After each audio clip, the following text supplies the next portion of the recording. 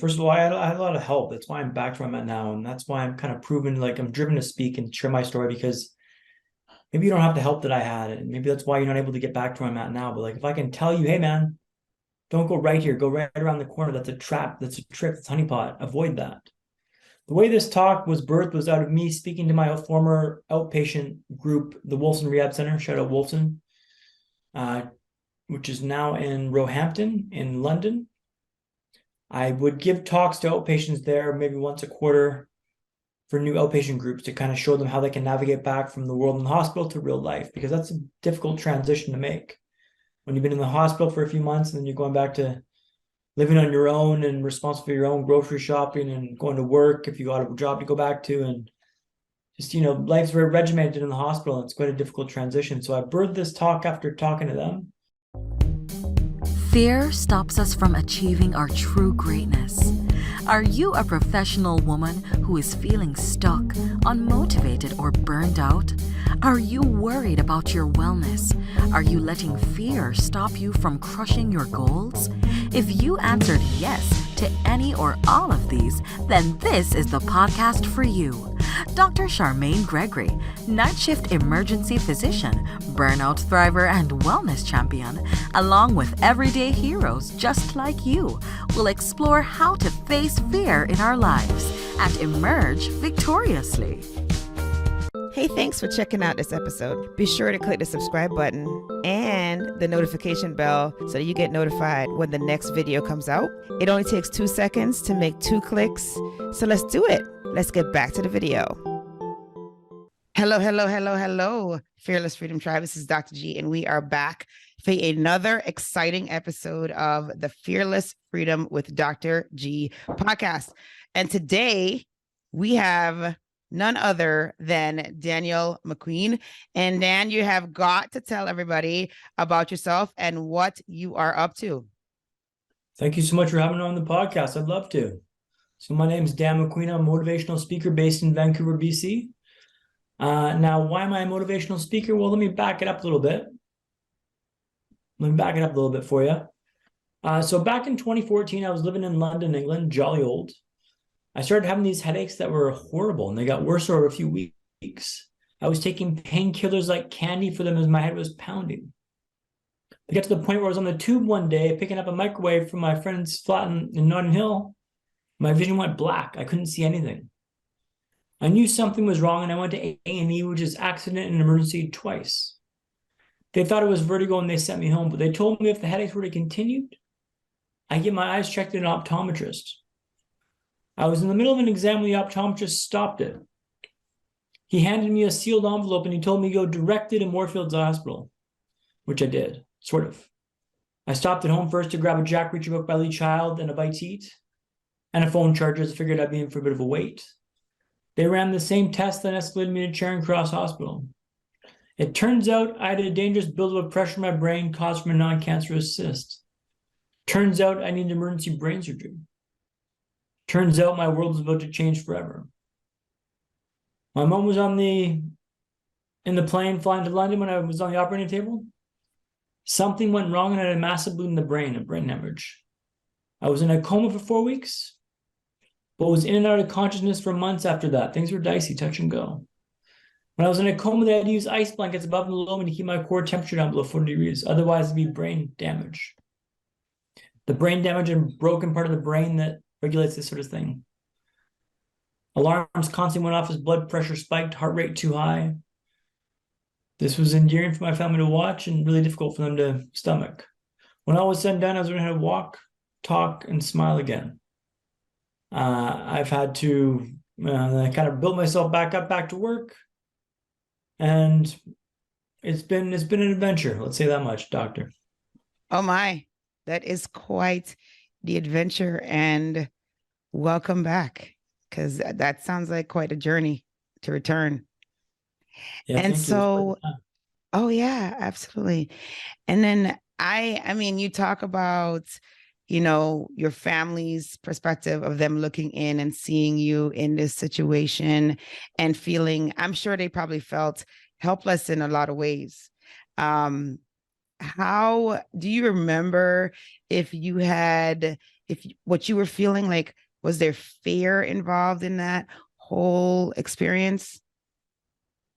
Yeah, so the last text message I sent my mom, we've got this actually. I use this in my presentation that I show when I give my talk, but it's see you soon, Mom. Think I'll have a new haircut next time I see you. And I sent Wow. that as my last text message because I figured this could be the last thing I write. Let's not have it be of some whimpering punk, but let's go with a bit of pizzazz and a bit of oomph. Mm-hmm. But that's, Mm-hmm. hiding a lot of insecurity and fear. And I was quite afraid at the stage, right? Like I'm going for brain surgery. Yes, it's a For, big for deal. an optometrist appointment, like this pivoted on me like 180 degrees in a matter of a few hours. And I'm like, I'm going for Wow. more like, yeah, I was terrified, but I didn't want to let that show in terms of my text message. And I kind of stiff upped the lip it a little bit. And yeah, I was definitely afraid, but what good is it going to do? Like I'm going to face this anyway. So why whimper into this? Let's go in and facing it full on, once more into the breach or sort of thing.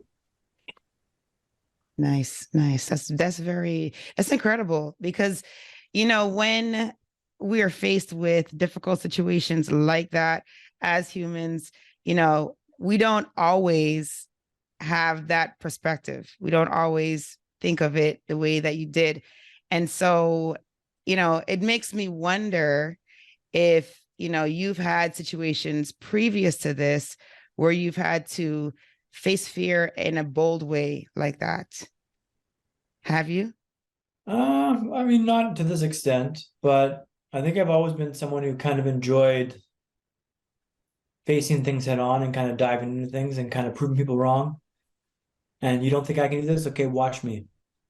I still got that bug big time. Like that's a big part of my motivation now. And I'm stubborn too. Like I'm stubborn as a mother. And that probably got me through the situation, to be honest. Like being stubborn, like, oh, I can't walk. Like, well, I guess I'm gonna become a walker again. So that's gonna have to be something I overcome. And I'm gonna do this. And oh, I don't think I can do you don't think I can do this? Oh, I can't do this. Okay, cool. So I'm gonna show you that I can do this. So that motivation of like proving people wrong is a big part of my vibe. And that's how I got from 0 to 1 is what I call that, off the ground, off the mat. Right. Now that's transitioned to now more of service. 1 to 10 is kind of service, meaning how I scale and grow and sustain my motivations, more of service and helping you, helping a friend up. But the initial get off the mat is, hey man, you don't think I can do this? The way the nurse got me talking again after the coma, Right. so I had a tracheotomy taken out and I Right. couldn't talk for a few weeks. They told me, I told my folks, no, he's not going to be a talker again. His vocal cords are chewed up from the tracheotomy. He can't talk anymore. So the nurse took me down to a park and she would sit me in front of these kids across the park and she goes, Dan, they don't think you're good enough to talk, Dan. You're not good enough to talk, they don't think. And so she just found out what motivated me and I just yelled some obscenities across the park and I found my voice, so to speak, right? But it's like Mhm. understanding what motivates you and kind of diving into that. And there's no right or wrong with this. Like we're going a bit off tangent here, but like you got to find what motivates you and just kind of dive into that because that proving people wrong was a huge part of my vibe initially. And now it's transitioned to more helping people, but like initially it was proving you wrong. In terms of being brave before this, I kind of always enjoyed high risk things, I guess, to some degree. Like I was a big ski racer, big Oh white. wow, really? Uh, Well, you're in the right place for that. BC's like got some beautiful slopes there. got some great slopes here, right? So like it's like I like those high risk, high reward, high tactile, like big consequence if you kind of screw up vibes, and I kind of thrive off that. If that makes sense. Speaking now, it's got big stakes. Like there's big. If I screw up, there's big failures here. Like it's my validation as a human being, and if I screw that up, it's like oh, I'm not good enough as a human being, and it's quite scary in that respect. But like the best way to address this is to go into it and to face the fear. If that makes sense. It's a long-winded way of answering your question there, doctor. No, that's great because you had some really great pearls in there. I think will be very helpful to those that are listening. So thank you for that. And it's interesting though because it sounds like you have been kind of facing fear your entire life, right? Because you're like you face them, you face your fears motivated by the fact that you don't want to you want to prove those that naysayers essentially wrong. So that's a great motivator. It's excellent. And looks like it has served you quite well. So that's awesome. And so tell us, how did you this incredible story, the recovery, which I know had to be a very long road, getting back all the things that you had to relearn, things that you learned as a child, having to learn those again, simple things like walking, talking, etc. And then so tell us how you were able to get on the stage from there. Like, how did that happen? Yeah, it's a great question, doctor. Thank you. It's first of all, I had a lot of help. That's why I'm back to where I'm at now, and that's why I'm kind of proven, like, I'm driven to speak and share my story, because maybe you don't have the help that I had, and maybe that's why you're not able to get back to where I'm at now. But like, if I can tell you, hey man, don't go right here, go right around the corner. That's a trap. That's a trick. That's honeypot. Avoid that. The way this talk was birthed was out of me speaking to my former outpatient group, the Wolfson Rehab Center. Shout out Wolfson. Which is now in Roehampton in London. I would give talks to outpatients there maybe once a quarter for new outpatient groups to kind of show them how they can navigate back from the world in the hospital to real life, because that's a difficult transition to make. When you've been in the hospital for a few months and then you're going back to living on your own and responsible for your own grocery shopping and going to work if you got a job to go back to, and just, life's very regimented in the hospital, and it's quite a difficult transition. So I birthed this talk after talking to them, probably given it maybe 6-7 times for them. And then I've gave the talk last year at my company, Hootsuite. And the feedback I got from this talk was so profound, so like it really struck a chord with a lot of people. I'm like, well, this is something pretty important. I should do this. Last autumn, I got let go from my job after a restructuring of my company. So 400 people got let go from Hootsuite. And I said, you know what, like, I feel the call to kind of speak and to share my story, because there's something in this story. I can see from the reaction and the comments I got. Thanks, Dan, this talk really helped me. I was going through a difficult time, but like, you showed me a way through this, and, told me it's not fair, but, it's my responsibility to get back to things, and now I make my bed now. And that kind of drove me to do my talk and my speaking. And haven't really looked back since. I'm kind of chasing this down. I spoke at a high school last week. Awesome. And a few remote opportunities and a few in-person opportunities the past couple of months. So it's been quite interesting to do, but it's very much a baby right now. And I'm kind of nurturing this and trying to get this going as my full-time gig, which is very frustrating because it's 1 step forward, 3 steps back, 3 steps forward, 1 step back. And it's very arduous and stressful, but it's the right choice. Like, it's easy to go right. Just happens to be straight uphill right now, which is a bit frustrating at times. Wow.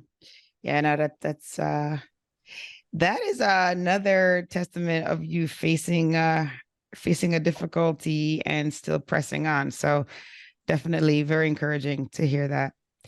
And so what are your, so if you had no limitations on this, what do you think, or where do you see this going? Sorry, I missed the first part of the question. If you have no limitations on this, on your speaking, where do you see it going? Where do I see it going? In 5 years' time, I'm speaking full time. My podcast will start back up again. I want to get that rolling again. I'll be clearing big figures, speaking in front of big organizations and associations. My goal is to have a TEDx talk done this year. Nice. Early next year is what I'm looking at for angling, but like, that's a big part of my vibe, is the TEDx part, because I love those talks and they've helped inspire me to get back off the mat. And I hope that I can maybe do that for someone else watching a story and be like, hey, this guy did it, why can't I? Like, I'm no better than you or anyone else. Like, I'm not trying to say I'm better than you. I'm just trying to say, hey man, this was my hand and I did this. Like, why can't you? And that's not fair to say, because some people with the brain injury, like, they can't come back because that's just the nature of the brain injury. Like, the card they got dealt Right. is too debilitating. They can't do that. But for the vast majority of people, they can. And I'm trying to tell you, hey man, chop wood, carry water, trust the process, get back to work, like, put your hands on stuff and like get to work. And that's what I want to do. And it's a passion of mine. I'm very passionate to share this message, because I had a lot of help to get back to where I'm at today. And if I can help you up, then I want to do that for you. But in 5 years' time, I'd like to be, comfortable with my speaking full time. I've done a TEDx talk and be a podcast host full time as well, which is pretty cool. So that's the game plan, the roadmap. How I get there is another thing, but it's something I'm chasing down every day, and I'm very intentional with this. Very focused on what I want to do, and I'm just every day I'm kind of getting up, going to work, chop wood, carry water. Let's go. Nice. I have no doubt that you will get all of those things. So no, that's great. And it's a great way to look at it. As you put it, chopping wood and carrying water. I love that. The compound effect. That's what I used to like, to trust the process. So like, it's a way of saying like, don't worry about the outcome, just worry about the process. Like, wake up every day with intention, go to the gym, make my bed, cold shower, meditate, eat clean, and just like the process, like put the work in, do the emails, go to my podcast matches and address those, and reach out to YouTube comments and try to build community there, and just like the process of getting to work, right? Like, don't waffle, don't waver. Like, I know what I want to do, and I'm chasing this down with everything I've got, so I'm doing that. Nice. That's great. Hey, it's Dr. G, and I just wanted to take a quick moment to thank you for listening to this episode. I'm so honored to have you here with me.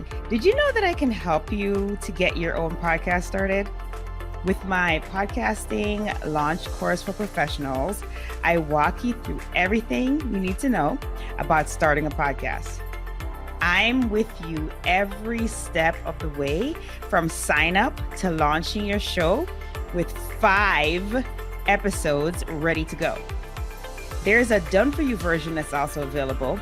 If you would just rather just do recordings and leave the behind the scenes work up to us, then that one is definitely for you. But either way, we've got your back here at Fearless Freedom with Dr. G. Oh, if you already have a show and you need production services, we have monthly plans available for you.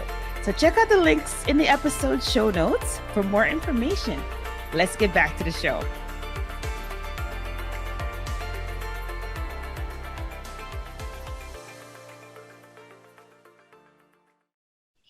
And so you mentioned that you were with Hootsuite. What capacity were you? Yeah, so I was at Hootsuite for 9 years. I worked in support first, and I moved into professional services. So helping clients, what's called a launch specialist. Okay. So part of when they sign a contract with Hootsuite, they get an account manager and a launch specialist if they pay for services. So I would help set up their account, help train the client, and teach them how to use the platform. Okay. So lots of fun interaction with different clients. Like, I work with a whole bunch of variety of clients in Europe, Middle East, and Africa, which was a mind-opening experience for me to understand how to work with different clients from all the way from Italy to Saudi Arabia to South Africa to the different areas in Africa. It was a wild experience, really interesting to see, and very, very dynamic and interesting workplace. And this happened was at work, and Hootsuite was so accommodating when I came back to work. They were so great to me. I started 2 days a week, and I was reading emails, and I couldn't keep my focus for any length of period of time, working for like half days, and then I ramped up to 4 days at the end. But wrong side of a spreadsheet, so I got let go this past autumn, and I've been chasing down this dream of being a speaker now. But what a gift it was to do this job then, because I knew what I wanted to do. Yeah. I give myself an afternoon, go for a margarita or 2 or 3, 4. Lick my wounds, 9.5 years, right? A long time to be at a job. Yeah. But you know what? I decided then and there at that lunch, like, damn, this is like, you got air cover here to become a speaker now. Like, you got let go from this job, you got severance, you can be on EI for a little bit. Like, let's chase down this speaking opportunity, man. This is the chance to go. Like, let's go. And like, I wasn't totally over it in an afternoon, let's be honest, but sure, right. That would only be natural. Like, tomorrow I'm going to be a motivational speaker. Like, I need a computer, go down to the store, pick up a new computer, which I'm talking to you on right now. And just getting to work. Like, it's like, it couldn't be more clear. It's not easy, but it's simple to know what I want to do. Like, I know that I want to do this. Now this just happens to be straight uphill right now. So it's like I'm just slowly plodding my way up the hill and sliding back a few feet, and it's a grind, but it's a grind that I'm willing to do because I want to do this. It's the right way Nice. forward. Nice. No, that's great. That's great. No, that's another set of pearls. So thank you. Because it's interesting.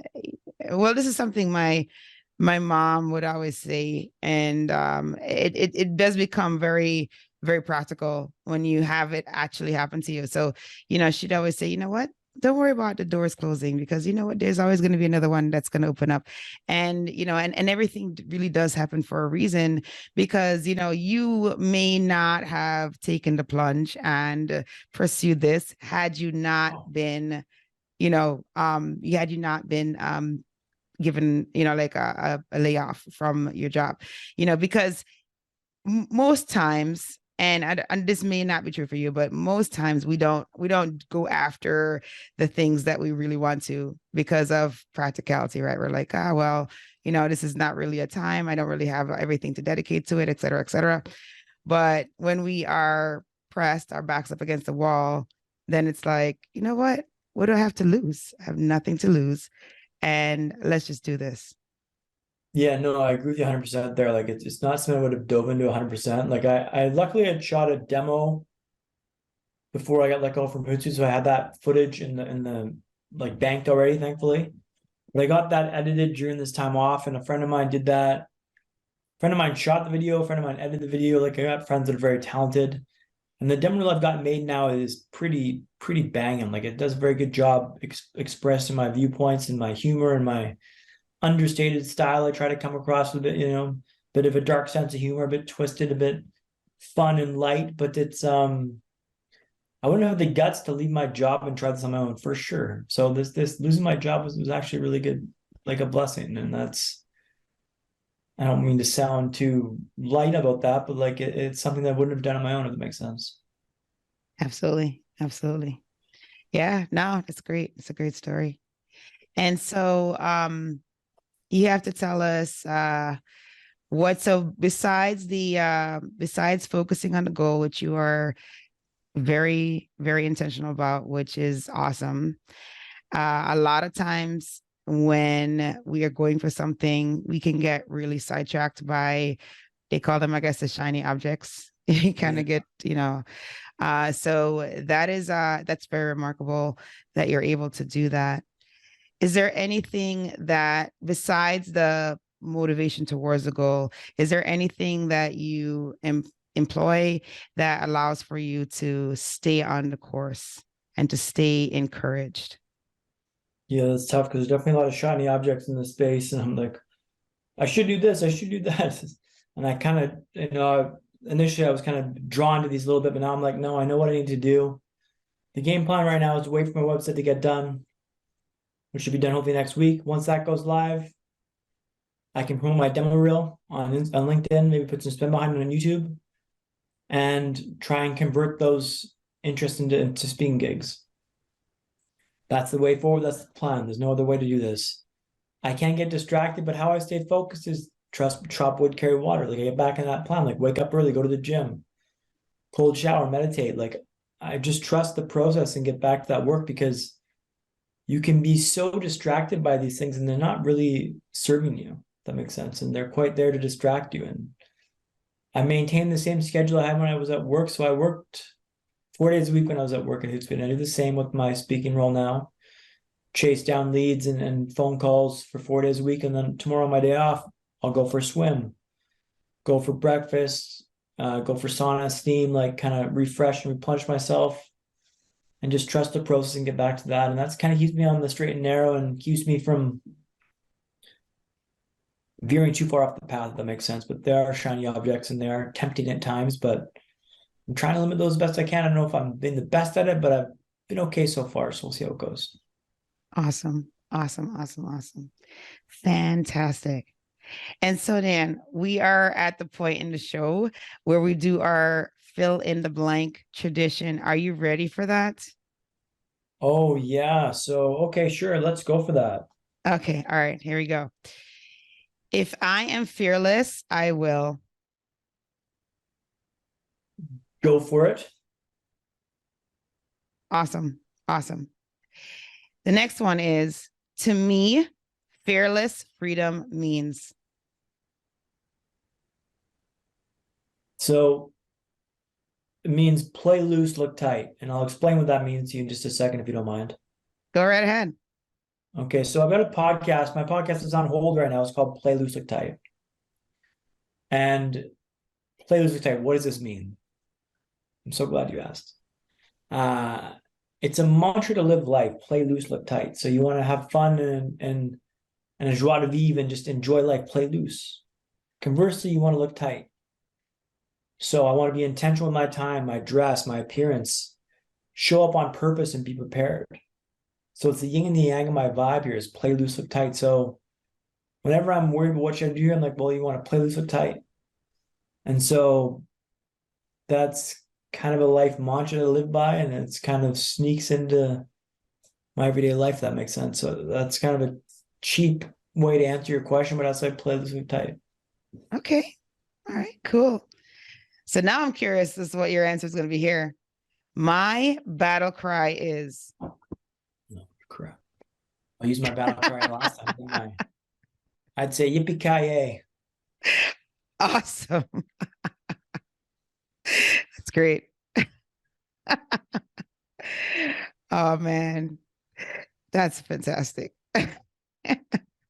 Yippee-ki-yay, baby. So it's just like, I don't know. It's lighthearted, understated, yes, intentional. All the fun things with play loose, look tight, right? That's kind of what I'm trying to accomplish with my vibe. So that's something. That's something for you. yes, I like it. I like it a lot. Thank you so much for spending time with us. And we really appreciate all the pearls you dropped on the show today. And we definitely are very encouraged and inspired by your journey, because your comeback story has been a great one, man. I have to say, you know, it's definitely one that is going to be echoing lots and lots and lots of inspiration to a lot of people. So thank you so much for sharing it with us. You're very welcome. Thank you for having me. I appreciate your time. Thank you for joining me on this episode of Fearless Freedom with Dr. G. Again, I'm Dr. G. And if you like this episode, be sure to subscribe so that you can get notified of when the next episode is going to be. And also, I'll catch you next time. Have a great one. Be strong, be brave, and unleash your greatness.